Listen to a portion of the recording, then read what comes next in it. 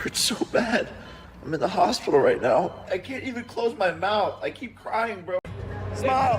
Here, oh, it's fine, right? Yeah. Jake Paul is dominating headlines again, but not for hype, trash talk, or comeback rumors. The internet star is hospitalized after a terrifying jaw complication resurfaces. What was meant to be a fearless heavyweight statement now feels like a harsh reality check, proving past damage can linger, resurface unexpectedly, and threaten careers, credibility, momentum, and massive paydays. It's showing his lower jaw, that's mandible, and yes, it looks like it's broken in two places, and it's circled in these red circles.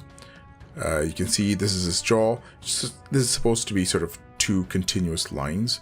Jake Paul was reportedly hospitalized as an old jaw injury resurfaced. When a fighter fractures his jaw once, every quiet moment feels ominous. Jake's silence, lacking denial or clarity, reignited public doubt, not physically, but mentally. On a global stage, visible vulnerability becomes narrative fuel, and audiences anticipate collapse. Before strength can respond under relentless monetized media, scrutiny, worldwide cycles. And look, AJ, he knew what was going to happen before the fight even took place. That's why he was so calm. And that's probably why in the first few rounds when Jake Paul's buzzing around like a fucking little bee, this is going to slow. That fear traces back to Miami, December 19th, 2025. Netflix rolling, a sold-out Casa Center glowing under heavyweight lights. Jake Paul stepped into a weight class his frame never owned, facing a man forged there. Anthony Joshua stayed calm, no rush, no chaos. He waited, which made everything worse. Joshua let Jake spend gas, feel comfortable, then fired punches that don't just score, they shift bone. The replayed moment isn't the stoppage, it's earlier. Blood leaking from Jake's mouth, no cut, no nosebleed, blood where it shouldn't be. Before scans, before doctors said fracture. In a moment it looked real.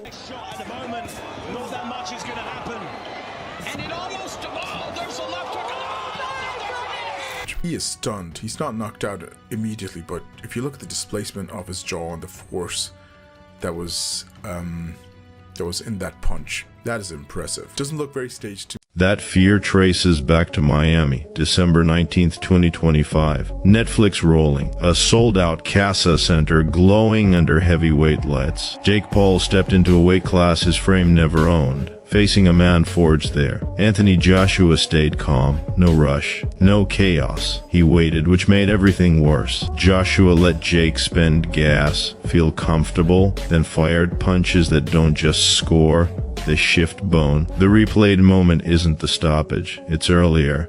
Blood leaking from Jake's mouth, no cut, no nosebleed, blood where it shouldn't be. Before scans, before doctors said fracture. In a moment it looked real. Yeah, he's absolutely crushing it. Bring out the vodka. Yeah, we're doing great in here. Lights, a double break in his lower jaw. Jake sensed disaster before a single word was spoken. He didn't celebrate surviving, he didn't protest the stoppage. Blood spilled as his expression stayed uneasy. That wasn't fatigue, that was realization. The body recognizes when something breaks beyond limits. What followed still shocks elite medical specialists. Jake Paul wasn't stretchered out. He didn't crash backstage. He calmly drove himself to Miami University Hospital. Fighters fueled by adrenaline often misread trauma. Then imaging scans arrived. That's when urgency replaced optimism. A suspected fracture escalated into a devastating diagnosis. Doctors confirmed a rare, brutal double jaw fracture that stunned fight world.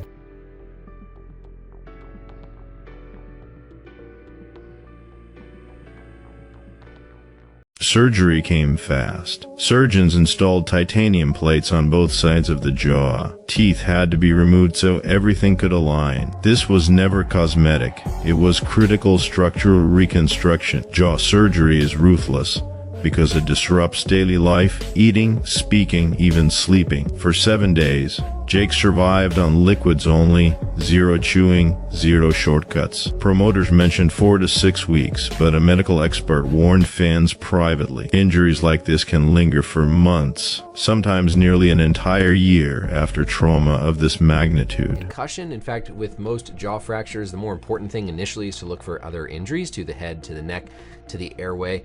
The jaw fracture potentially being there or not is going to be lower on the list often than whether there's damage to the airway, damage to the head. There's a reality nobody wants to address. Weight changes everything. Heavyweight power isn't just muscle, it's physics mass multiplied by speed. Jake's true fighting weight hovers near 200 pounds, solidly cruiserweight range. At heavyweight, every clean connection delivers punishment his frame wasn't engineered to endure. That gamble ended with titanium reinforcing his face. Now the strategy shifts back to cruiserweight and championship ambition. Yet, one question dominates fans, analysts, and promoters alike. Can his rebuilt jaw truly be trusted again under elite pressure? Keep that pressure up for longer. And it's funny because depending who people like after this, the narrative is going to be completely different. For example, Jake Paul's promoter said it wasn't a skill thing, it was a size thing. I was like, well, no, like once Jake Paul actually was forced to fight, the skills were worlds apart.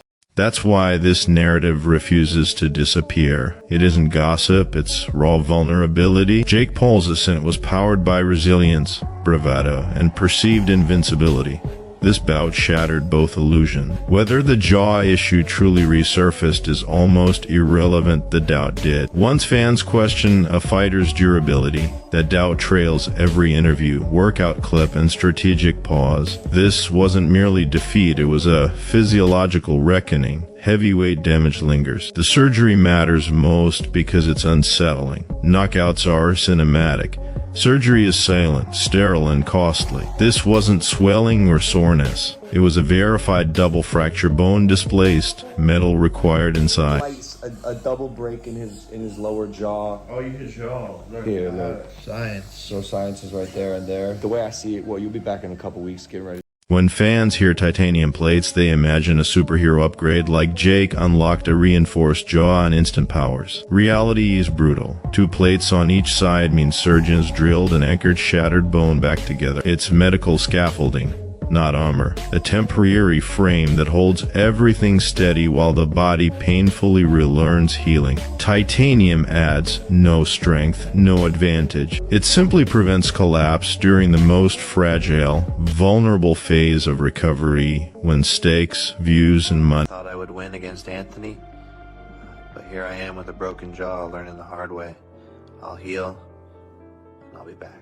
Fans rarely consider the hidden cost. Teeth extraction. Not cosmetic necessary for fractures. Permanent consequences of one night in the heavyweight ring. Jaw surgery is relentless. A broken hand hurts when you punch. A broken jaw hurts when you eat, speak, laugh, even sleep. Every movement reminds you. Orbital fractures terrify because the jaw drives everything human. Recovery photos surfaced December 20, then 24 to 25. Optimistic captions. Social media dissected every angle, declaring victory or disaster. A phone in his hand fueled false relief. The reality? Pain, permanence, and the brutal truth behind the highlights. Every second counts, and every scar tells the story fans often overlook. Bro, he got hit with a bomb, a right-hand bomb. Pain, stiffness. Fighters shrug, doctors nod, fans panic. Weeks after jaw surgery, stiffness isn't failure, it's recovery.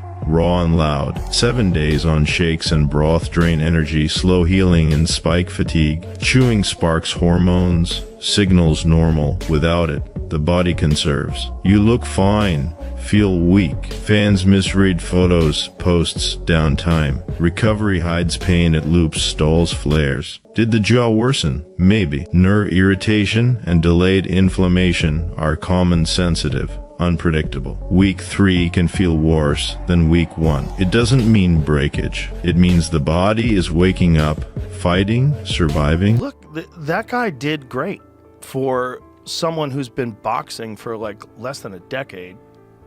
He has had no real professional opponents other than Tommy Fury. Recovery could take a year. Titanium plates don't erase swelling, calm nerves, or fix memory, they just hold things together. Heavyweight isn't a size upgrade, it's physics. More mass, harder impacts, higher risk. Jake's natural weight suits his body. Cruiserweight is survival, not speed. Every punch carries consequences beyond the scorecard. Rewriting anatomy and trust in your own body. Plates, scars, and recovery matter, but so does faith in your chin. Influencers can't vanish quietly, injuries shatter perception, refracture risks linger, subtle jaw issues derail careers, and confidence alone won't clear medical barriers. Cruiserweight return isn't optional, it's essential.